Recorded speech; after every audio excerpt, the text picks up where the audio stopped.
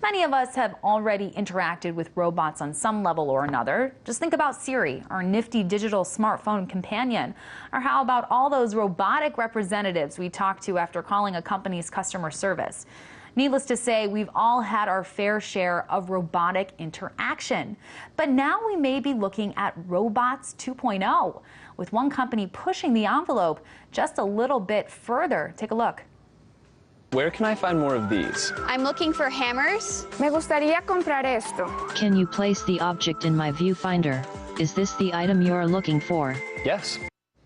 Those robots there have been dubbed Oshbots, and they're being tested right now in an Orchard Supply hardware store, which is owned by Lowe in San Jose, California. The idea is, of course, to improve customer service. So they're equipped with 3D cameras that scan and then identify items. That means they can probably work just a little bit faster than humans can. So does this signal the shift to a robotic revolution? To discuss this, I was joined earlier by Redacted Tonight's Sam Sachs, and I started by asking if all our jobs are going to be outsourced to robots. Yeah, I think this is pretty inevitable, and this is a topic that the Pew Research Center looked into a few months ago, and they interviewed industry experts about this, about 2,000 of them.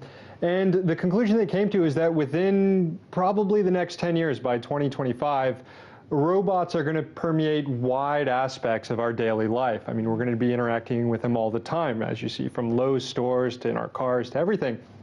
And they polled these experts about, well, what effect is this going to have on the labor market, on the economy? And about half said, you know, this technology, this happens, comes along, I don't think it's going to have much of a big effect. And the other half said, this is going to have a serious effect, displacing jobs, and it's going to cause, you know, societal strife.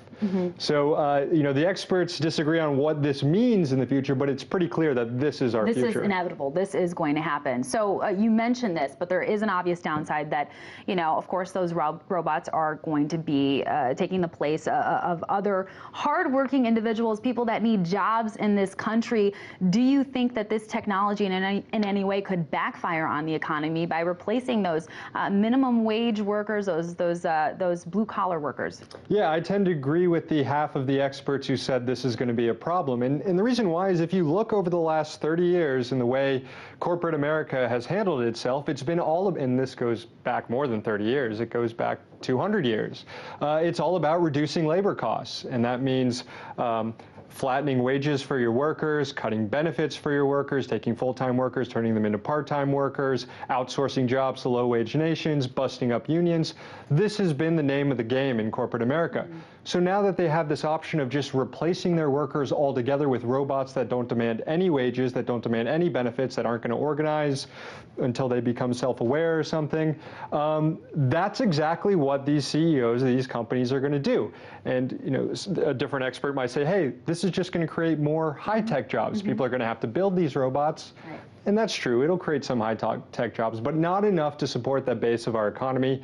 And what's to say that, like we've seen with other high-tech jobs, that they won't be outsourced as well to lower-wage nations. So I'm pretty skeptical about about any positive effects that might come out of this. I think it's more the same. Okay, that's fair enough. But economic implications aside, this is kind of a strange phenomenon, this idea of going into a store and interacting solely with a robot. What's your take on just the social aspect of this? Is it weird? Is it just going to become our new normal? What do you think?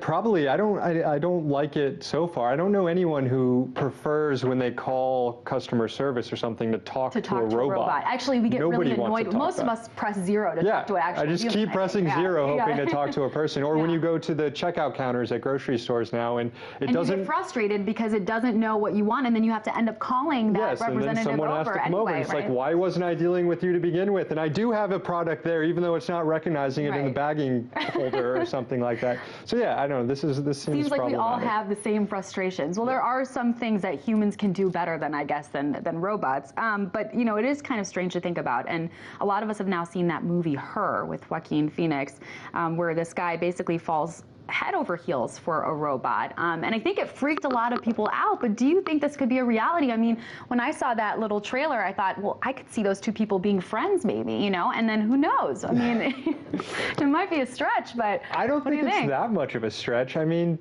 We hear about all the time people falling in love and having relationships with all sorts of weird things. Right.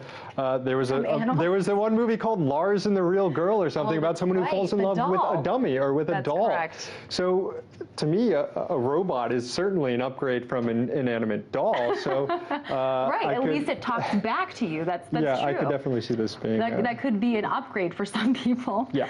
All right. Unfortunately, we've run out of time, but redacted tonight. Sam Sachs, thanks for joining us. I'll be replaced by a robot.